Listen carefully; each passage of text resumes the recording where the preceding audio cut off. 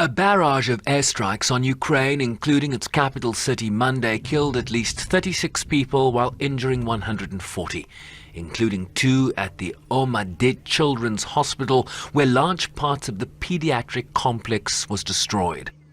But Russia says, not us, pointing the finger back at Ukraine.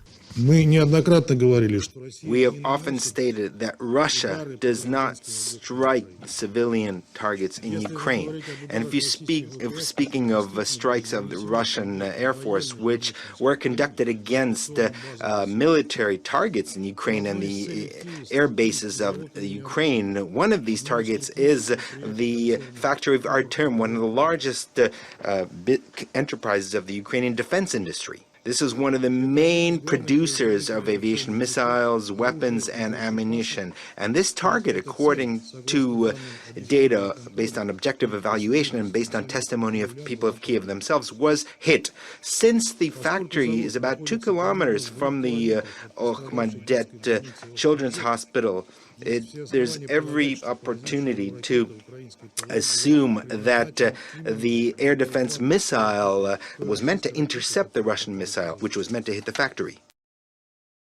In a statement Monday, the Secretary-General condemned the missile attacks by the Russian Federation, calling the strike on the children's hospital particularly shocking.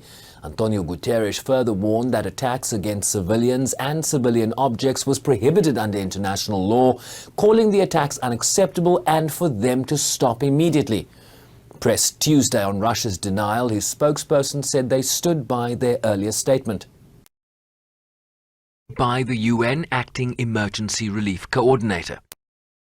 Remind this Council that hospitals have special protection under international humanitarian law. Intentionally directing attacks against a protected hospital is a war crime, and perpetrators must be held to account. The council members vented their frustration with Russia. The airstrike against the hospital turned a large part of what was once a place of sanctuary and healing for so many children into rubble, destroying its toxicology and oncology wards and many other units. We condemn these attacks in the strongest possible terms, stressing that the most vulnerable of civilians, children, were among the hapless victims. 23rd of February 2022.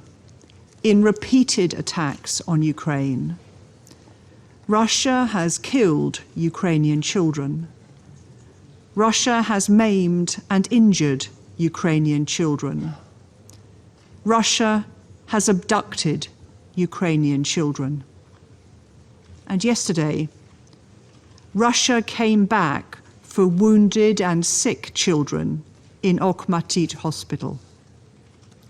This is cowardly depravity, and this must stop.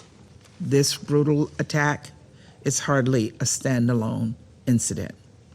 In March 2022, Russian airstrikes damaged a maternity and children's hospital in Mariupol.